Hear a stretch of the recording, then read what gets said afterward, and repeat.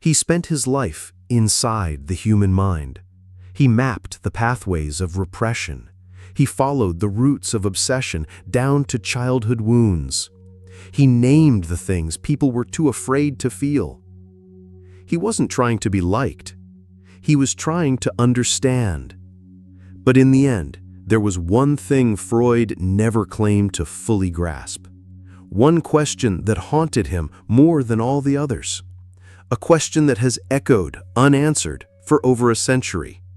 What does a woman want? At first glance, it sounds like a joke or a stereotype, the kind of thing you'd hear at a bar, not a university. But Freud wasn't being ironic. He was being honest, brutally honest. Because when he stepped into the realm of the feminine unconscious, he encountered something he couldn't dissect, something that wouldn't stay still long enough to be studied. It shifted, evaded, felt, but never fully revealed itself to logic. He had built his theories on symbols, on dreams, slips of the tongue, compulsions. He had seen how the mind hides truth in metaphor.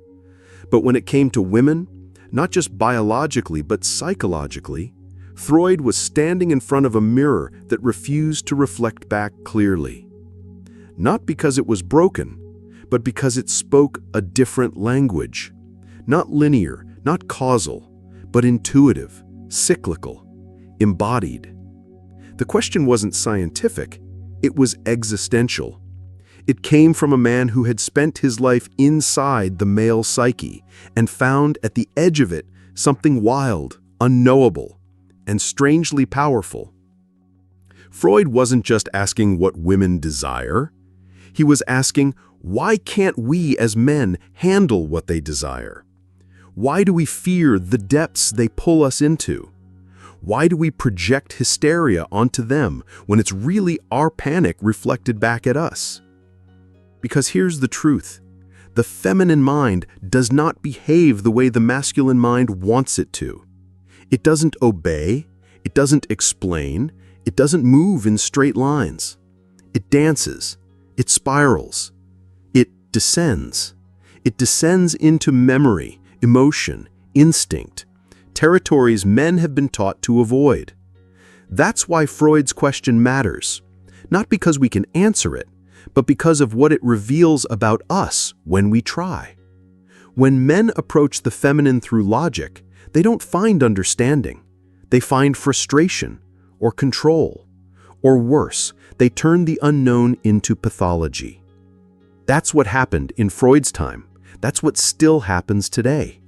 When the feminine can't be defined, we call it irrational. When it can't be predicted, we call it dangerous. When it refuses to mirror our expectations, we call it broken. But maybe it's not broken. Maybe it's just not designed to serve our comfort. Maybe what Freud glimpsed wasn't failure, but a confrontation with mystery, the kind of mystery that threatens the ego, that doesn't ask for analysis, but for surrender. And that is where most men stop looking. Because what the feminine asks for is not to be solved, but to be felt, to be witnessed, to be held without needing to be controlled. Freud stood at the edge of that knowing, and he did something few men dared to do. He admitted he didn't understand. And maybe that's why the question still lingers, because we've mistaken the lack of an answer for the failure of the question. But the question is the doorway, and the one asking it is already changing. What does a woman want? Maybe the better question is, what are we so afraid we'll find if we truly listen? We're trained to think in straight lines. If this, then that. Action, reaction, problem, solution. Masculine logic thrives in the clean rhythm of cause and effect. It builds bridges, creates maps, names things. But the feminine doesn't move that way. It doesn't march, it flows. It doesn't explain, it expresses. It doesn't aim, it feels. Freud realized something men before him ignored, that the unconscious isn't a machine. It's a myth, a language written in metaphor. And the deeper you go, the more symbolic it becomes. He saw it in dreams, in slips of the tongue, in symptoms that made no rational sense but carried enormous emotional weight. A woman losing her voice wasn't just an illness, it was grief unspoken. A body saying what the mouth was forbidden to feel. That was hysteria. The term they used to silence women was actually the psyche screaming through the body. Not fake, not exaggerated, but encoded.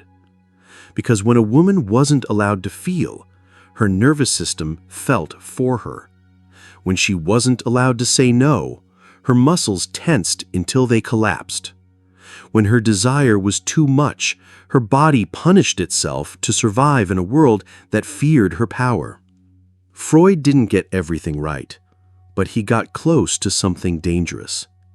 He saw that emotions, especially in women, didn't obey the rules of logic.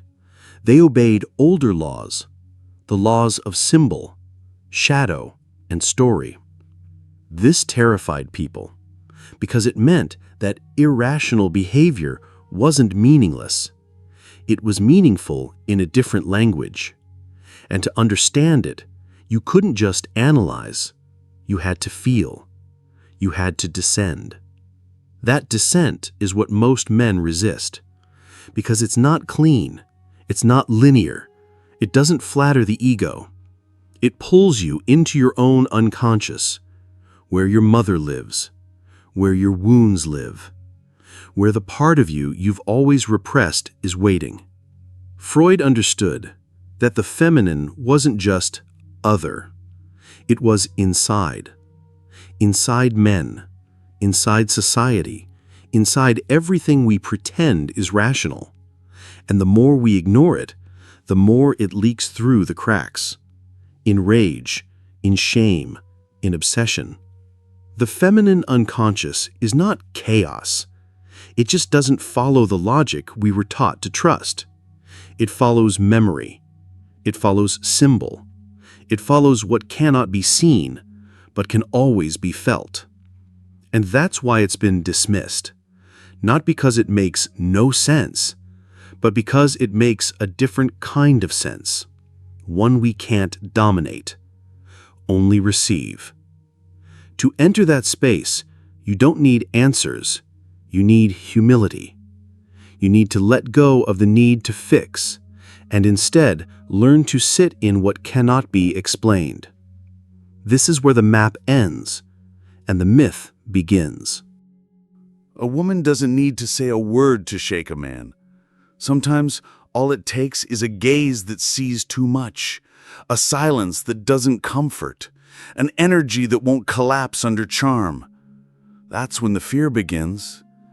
Not of her body, but of her depth, of the vast emotional sea she seems to swim in with ease, while he struggles to even dip a toe. Because the truth is, men have been taught to conquer everything, except their own emotions. They've been trained to read battle maps, but not emotional landscapes, to lead wars, but not inner dialogues. So when a man stands before the feminine, in all her ambiguity, intensity, and feeling, he doesn't see a mystery to honor. He sees a threat to neutralize. This is why we've called women too much, too emotional, too sensitive, too complicated. Not because they are, but because they remind men of the parts of themselves they had to shut down just to survive. The fear of the feminine is the fear of one's own inner world.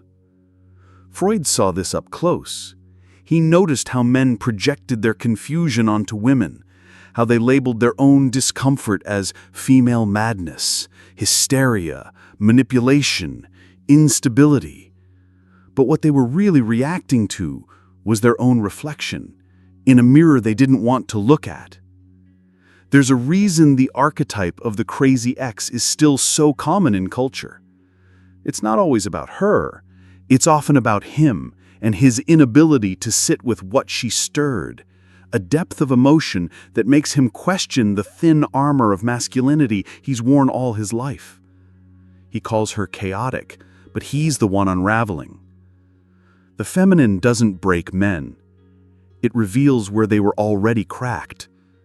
And most can't bear that. So instead of listening, they shut her down, dismiss her, diagnose her, control her. Because control feels safer than feeling, and detachment feels stronger than vulnerability. But none of that is real strength. It's just emotional cowardice in disguise. The truth is, many men don't fear women. They fear what awakens in them around women. They fear needing something they don't understand. They fear being seen without their masks. They fear the collapse of the self they've spent years trying to protect. Because the feminine doesn't ask for performance, she asks for presence.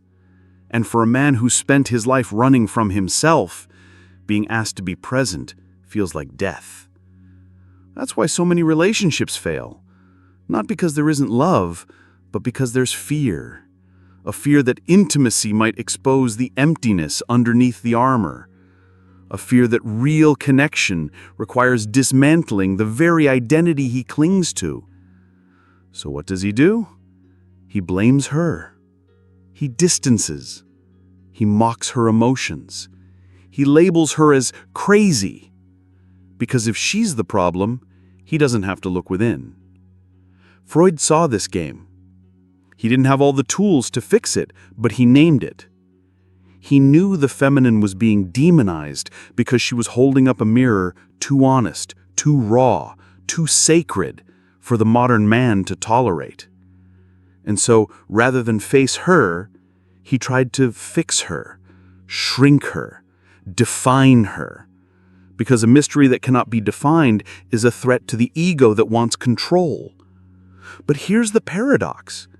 The more a man tries to dominate the feminine, the more lost he becomes. Because what he's really fighting is not her.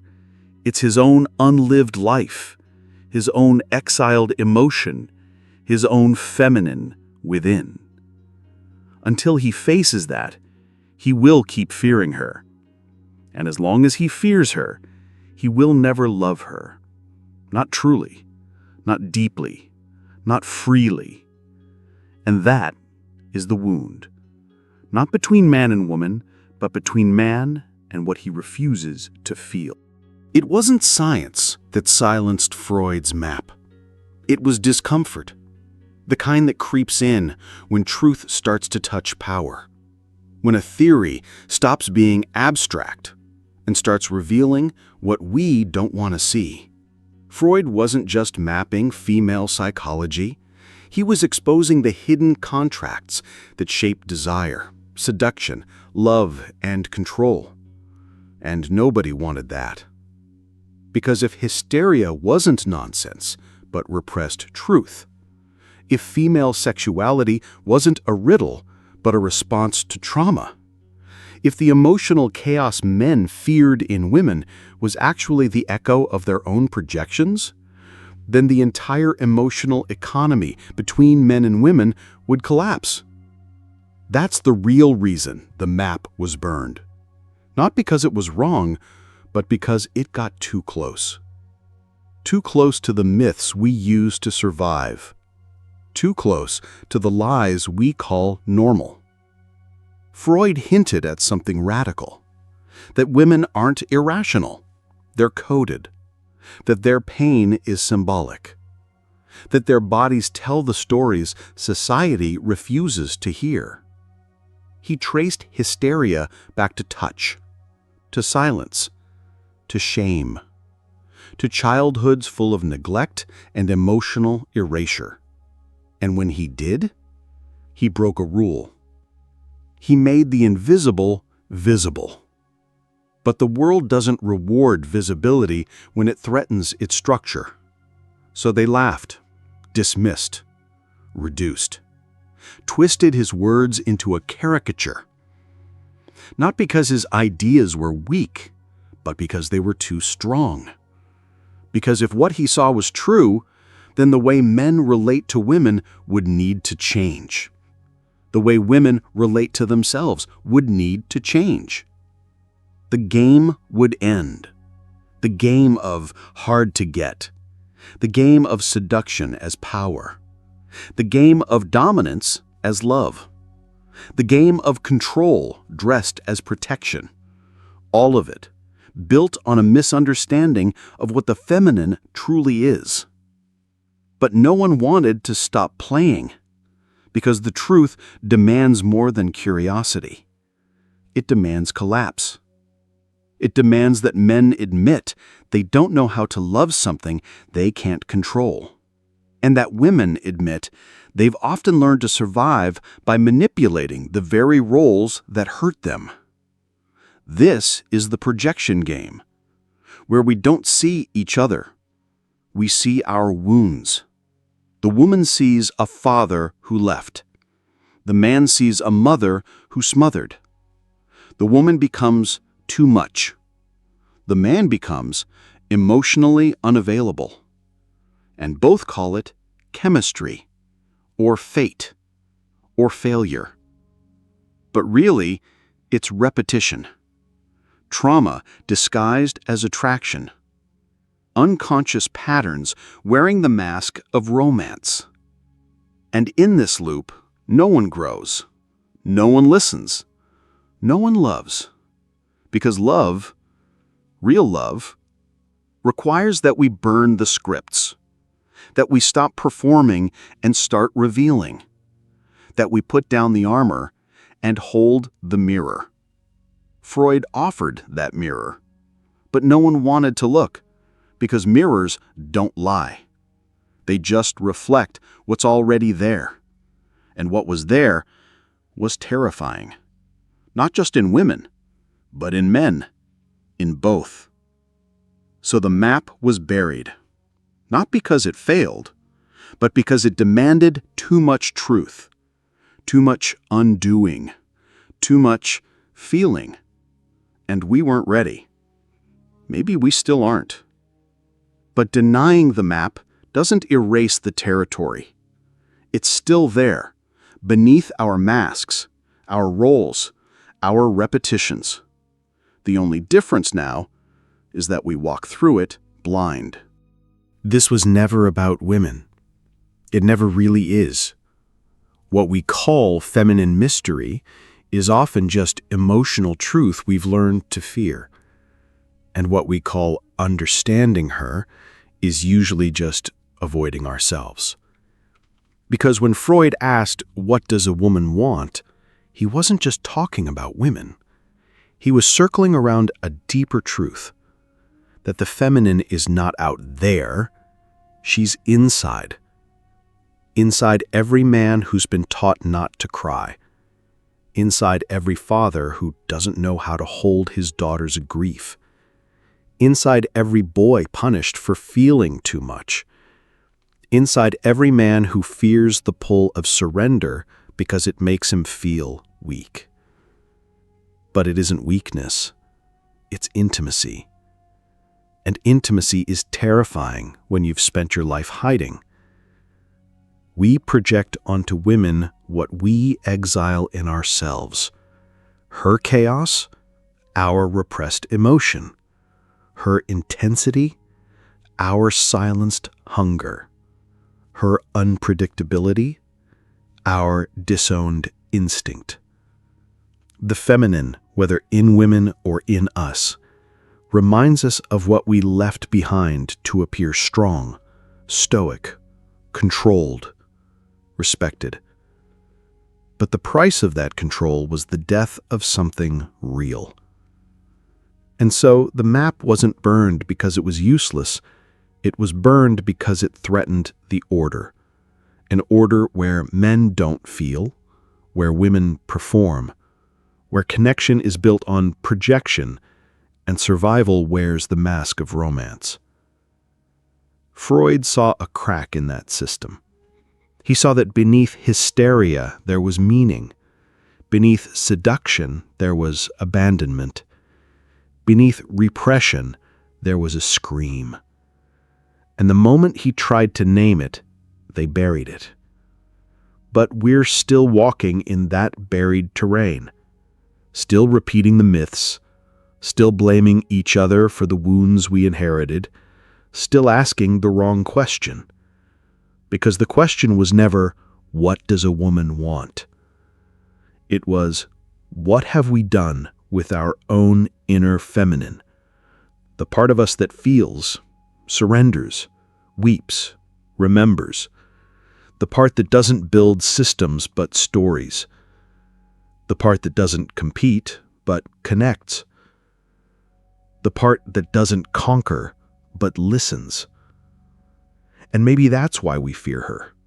Because she doesn't just expose our projections, she dismantles our identities. She says, you don't have to perform anymore. You don't have to win. You don't have to know. You can just feel. And for a man taught that power is control, this sounds like death. But it isn't death. It's rebirth. The feminine within is not a weakness. It's a compass. Not a map of answers, but of symbols, of feeling, of myth, of memory. And maybe that's why we buried it. Because maps tell you where to go, but symbols tell you who you are. And that's a harder journey.